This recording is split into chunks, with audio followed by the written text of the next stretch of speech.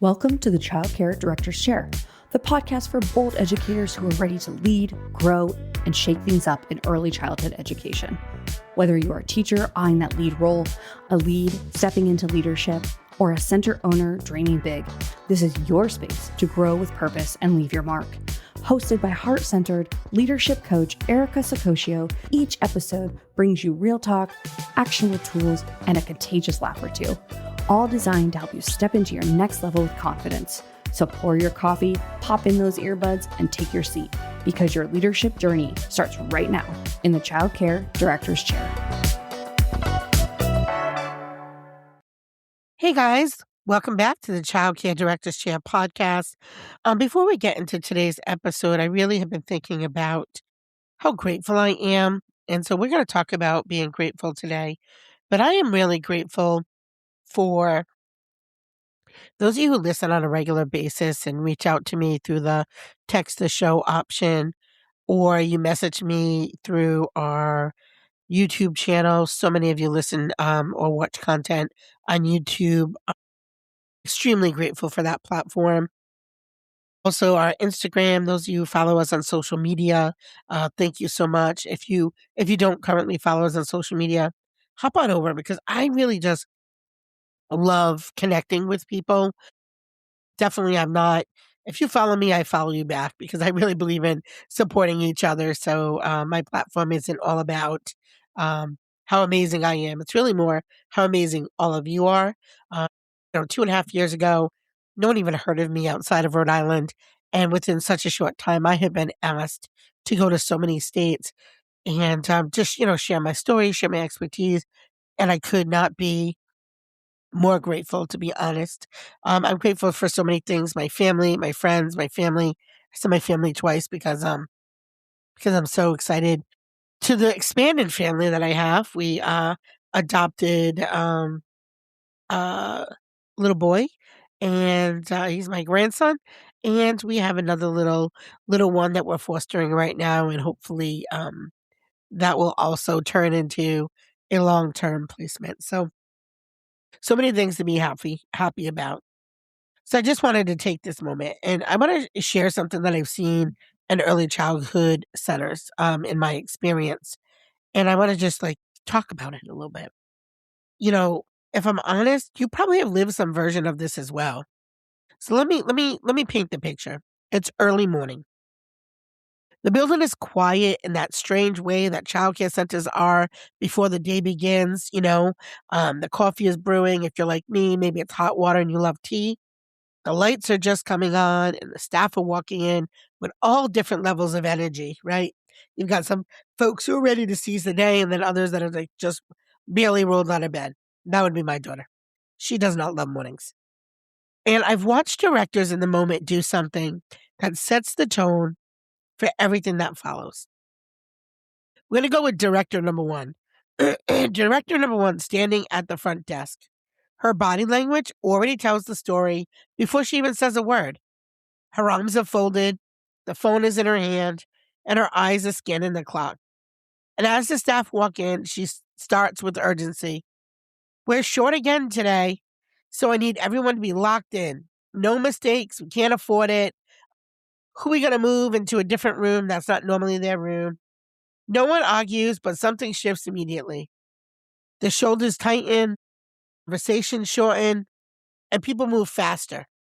Not better, and you can feel it. It's not chaos, it's pressure. And pressure without encouragement eventually becomes emotional exhaustion. Now let's look at director number two.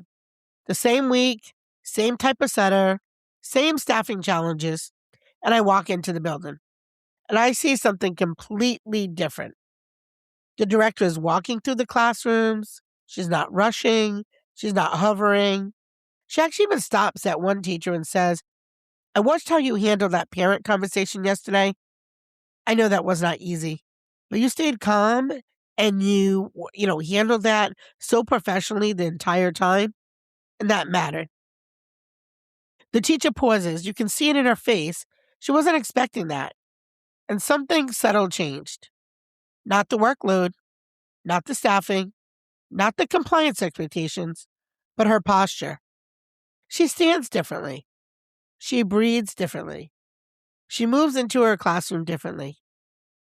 And I remember thinking, same industry, same challenges, same pressure, but two completely different emotional climates. And I realized something that day. Leadership doesn't just manage systems, leadership creates emotional weather. And one of the strongest forces shaping that weather is something most leaders underestimate, and that's gratitude. Now let's step back for a moment, because I want to be very clear about something. This is not a be nice message. It's not about your personality, and it's certainly not about ignoring problems. This is about leadership foundation. Because in early childhood education, you're not just managing a program. You are shaping how your staff think under pressure, how they respond to stress, how they communicate with families, and how they stay in the field. And if all of that is influenced by something invisible but powerful, what gets noticed? You see, most leaders are trained to scan for problems. And that makes sense because this is a regulated, high responsibility field. You're constantly monitoring for safety, for ratios, for compliance, for behavior, for staffing. So your brain is trained to ask what's wrong. But there is a hidden danger that no one talks about. When leadership only scans for what's wrong, people eventually stop trying to be better. Not because they don't care, but because they stop feeling seen. I want to tell you a story about a teacher that I once met. She had been in early childhood education for years. She wasn't new. She wasn't inexperienced. She was just tired. And she said something to me that I never forgot before. She said, I feel like I only exist when something goes wrong. Think about that. Not I feel supported, not I feel valued, not I feel developed. But I only exist when something goes wrong. And that's what happens when leadership becomes correction only. And what she told me next mattered even more. She said, I love the children, Miss Erica. That's not the problem. The problem is I don't feel like I'm doing anything right anymore. Now, let's be honest. She wasn't doing everything wrong. She was in a system where only mistakes were getting attention. And over time, that shapes identity. Gratitude in leadership is not emotional softness. It is attention to direction. It is deciding, what am I reinforcing by what I notice? Because people repeat what gets acknowledged, not what gets expected. So let me say this again. People don't repeat what leaders expect. They repeat what leaders constantly notice. I worked with a center that had a high turnover rate, and the staff were leaving faster than they could be replaced. And the leadership assumption was that they needed better staff. But when we looked together, we looked more closely, something else was happening. The only time that staff heard from leadership was corrections, reminders, compliance issues, problems. So we made one small shift, just one. The director started doing daily walkthroughs, but with a different goal. Not to find problems, but to find evidence of effort. That's right, effort. At first, it felt unnatural for her because she said, I feel like I'm ignoring problems. But she wasn't. She was balancing perception. And something that changed within weeks, the staff started to say little things like, I feel like I'm actually doing something right. Or I didn't realize that mattered until she said it. Or even there were a few that said they felt more confident in their classrooms. Nothing about the workload changed, but everything about the experience changed because attention changed. What gratitude is not, I want to be clear, gratitude is not ignoring problems. It isn't avoiding accountability. It isn't being overly positive and sunshine and rainbows and unicorns, although a little positivity never hurt anybody. Or pretending that everything is fine. That's not leadership. That's avoidance. Gratitude is the discipline of saying, I can address what needs improvement without erasing what is already working. It is that leadership that holds both truths at the same time. And that is where most leaders struggle, because pressure narrows attention and gratitude expands it. So let's make this practical. I'm going to give you some examples. The morning transition. Instead of saying, we need transitions to be smoother, a grateful leader might say, I noticed how quickly you got the children engaged this morning. That reduced stress in the room. Or a parent conversation. Instead of only correcting later, say, that was a difficult conversation and you handled that with professionalism under pressure. Or maybe a classroom that's struggling. Instead of saying this room is not where it needs to be, because I know we say that, a grateful leader might say, I see effort here. Let's build on what's already working. That changes. It changes everything. When gratitude becomes the leadership behavior, staff feel psychologically safer. Communication becomes more honest, and feedback is received instead of being resisted.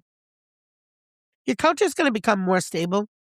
Your burnout is going to decrease over time because we're going to focus on what is going right.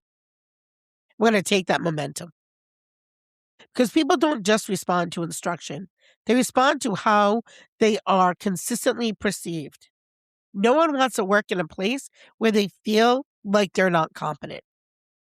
So this week, don't try to become the perfect leader. Just become a more aware one. Every day, notice one thing that's working and say it out loud to your team, just like you're quick to correct. Balance one correction and one recognition. And reflect at the end of the day. What did I overlook that actually went well? Find it, seek it. Let me go back to those two different directors. Same job, same pressure, same expectations. But one walked in to scan for problems, and the other one walked in to see people. The difference wasn't personality, it was attention. And in leadership, attention is everything. Because when you constantly see is what your team eventually becomes. So before we close out today, I want to recognize the sponsor of our session. Our keynote is sponsored by East Coast Capture. They are one of our sponsors for the Early Childhood Empowerment Conference, and we could not bring out the keynotes and the level of speakers without our sponsors.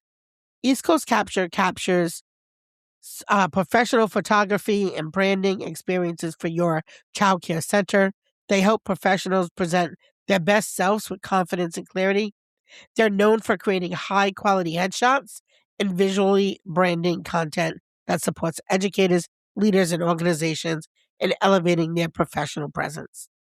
Their work focuses on capturing authentic, confident images that reflect who you are as a leader, not just what you do.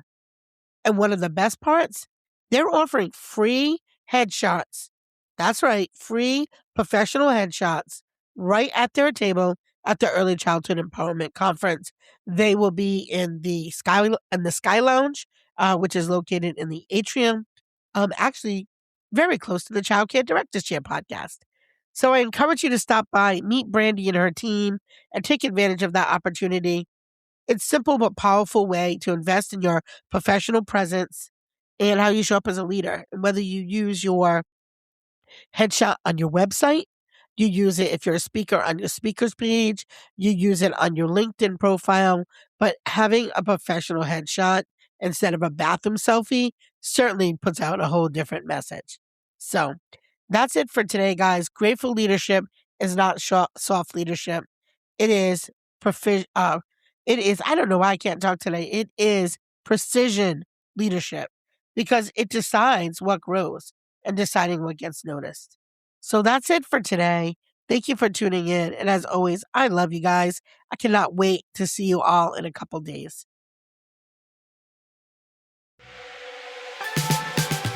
That's a wrap for this episode of the Childcare Directors Chair, where we believe leaders aren't born, they're grown. If something sparked for you today, share it, shout it out, or pass it along to the next bold changemaker in childcare. Don't forget to subscribe, leave a review, and stay connected with Erica Sakosio for more real talk leadership tools and a whole lot of inspiration. Until next time, lead with heart, grow with fire, and always remember, the chair is yours. Now own it.